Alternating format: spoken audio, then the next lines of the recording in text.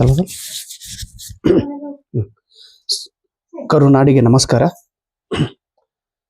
KSET 2026 ಪತ್ರಿಕೆ 1 ಮೊದಲನೇ unit teaching aptitude. ಇದರಲ್ಲಿ ಬರುವ 100 ಇಂಪಾರ್ಟೆಂಟ್ ಕನ್ಸೆಪ್ಟ್ಗಳ ಬಗ್ಗೆ ನಾನು ನಿಮಗೆ ಹೇಳುತ್ತಿದ್ದೇನೆ. ಇವತ್ತು ಈಗ 89 ಕಾನ್ಸೆಪ್ಟ್ ಅನ್ನು ನೋಡೋಣ. 6 ಥಿಂಕಿಂಗ್ ಹ್ಯಾಟ್ಸ್ ಅನ್ನೋ ಒಂದು ಕಾನ್ಸೆಪ್ಟ್ ಇದೆ. 6 ಥಿಂಕಿಂಗ್ ಹ್ಯಾಟ್ಸ್, 6 ವಿಚಾರಗಳ ಟೋಪಿಗೆ ಅಂತ ಕರಿತೀವಲ್ಲ, ಹಂಗೆ ಪ್ರತಿಯೊಬ್ಬರ ಮೈಂಡು, ಬ್ರೇನು ವಿವಿಧ ರೀತಿಯಲ್ಲಿ ವಿಚಾರ ಮಾಡುತ್ತದೆ. ಒಂದು ವಿಷಯಕ್ಕೆ ಸಂಬಂಧಪಟ್ಟ ಹಾಗೆ, ಒಂದು ಘಟನೆಗೆ ಸಂಬಂಧಪಟ್ಟ ಹಾಗೆ, ಅಥವಾ ಒಂದು ವಿಷಯದ ಬಗ್ಗೆ ನಿರ್ಣಯವನ್ನು ತೆಗೆದುಕೊಳ್ಳಬೇಕಾದರೆ ಮನುಷ್ಯನ ಬ್ರೇನ್ ಭಿನ್ನ ಭಿನ್ನ ರೀತಿಯಲ್ಲಿ ವಿಚಾರ ಮಾಡುತ್ತದೆ. ಹೀಗೆ ಹೇಳಿದವರು ಎಡ್ವರ್ಡ್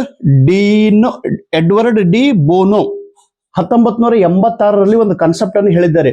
ಅದಕ್ಕೆ 6 ಥಿಂಕಿಂಗ್ ಹ್ಯಾಟ್ಸ್ ಎಂದು ಕರೆಯುತ್ತಾರೆ. 6 ಥಿಂಕಿಂಗ್ ಹ್ಯಾಟ್ಸ್, 6 ವಿವಿಧ ರೀತಿಯ ವಿಚಾರಗಳು.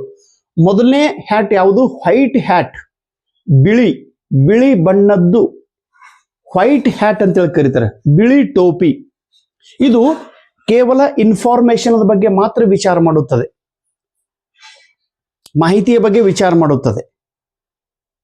ಫಕ್ತ ಡಾಟಾ ಅಂತೇಳಿ ನಾವೇನು ಕರಿತೀವಿ, ಡಾಟಾದ ಬಗ್ಗೆ ಮಾತ್ರ ಮಾಹಿತಿ. ಅದಕ್ಕೆ ಬಿಟ್ಟು ಎಕ್ಸ್ಟ್ರಾ ಏನು ವಿಚಾರ ಮಾಡುವುದಿಲ್ಲ ಡಾಟಾ ಬಗ್ಗೆ. ಎರಡನೇದೈತ್ರಿ ರೆಡ್ ಹ್ಯಾಟ್. ಇವು ಹ್ಯಾಟ್ ಅದಾವ್ರಿ. ಒಂದು ವೈಟ್ ಹ್ಯಾಟ್, ಇನ್ನೊಂದು ರೆಡ್ ಹ್ಯಾಟ್, ಇನ್ನೊಂದು black hat, yellow hat, green hat, blue hat. Please ಇವು 6 ಹ್ಯಾಟ್ಗಳನ್ನು ನೆನ್ಪಿಡ್ರಿ, 6 ಟೋಪಿಗಳನ್ನು ನೆನ್ಪಿಡ್ರಿ.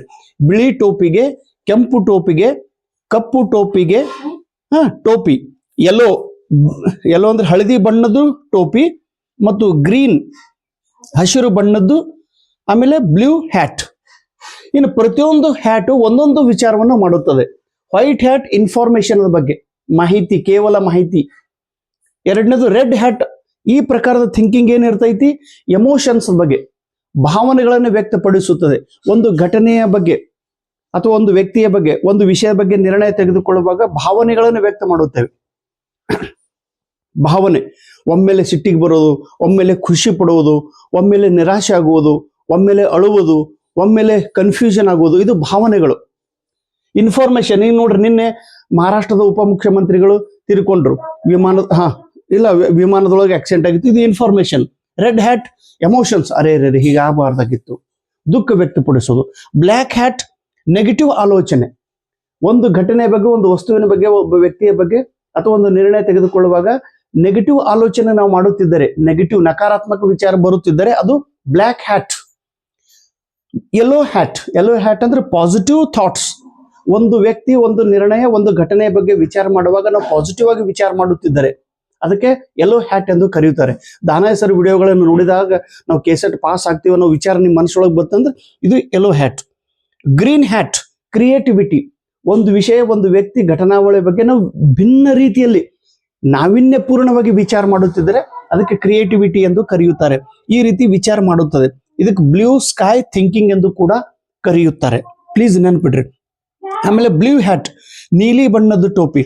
ಇದಕ್ಕೆ ಓವರ್ ವ್ಯೂ ಮಾಡುವ ಸಲುವಾಗಿ, ಪುನರಾವಲೋಕನ ಮಾಡುವ ಸಲುವಾಗಿ, ವಿಮರ್ಶೆ ಮಾಡುವ ಸಲುವಾಗಿ, ಒಂದು ಘಟನೆಯ ಬಗ್ಗೆ ಭಿನ್ನ ಭಿನ್ನ ರೀತಿಯಲ್ಲಿ ಮೌಲ್ಯಮಾಪನ ಮಾಡುವ ಸಲುವಾಗಿ ಓವರ್ ವ್ಯೂ ವಿಚಾರವನ್ನು ಒಬ್ಬ ವ್ಯಕ್ತಿಯು ಮಾಡುತ್ತಾನೆ. ಸೊ ಈ ಪ್ರಕಾರದ ವಿಚಾರಗಳು ಪ್ರತಿಯೊಬ್ಬ ವ್ಯಕ್ತಿಯು ಮಾಡುತ್ತಿರುತ್ತಾನೆ. White hat, red hat, black hat, yellow hat, green hat, blue hat. ದಯವಿಟ್ಟು ಎಲ್ಲ ಹ್ಯಾಟ್ಗಳನ್ನು ನೆನಪಿಡ್ರಿ.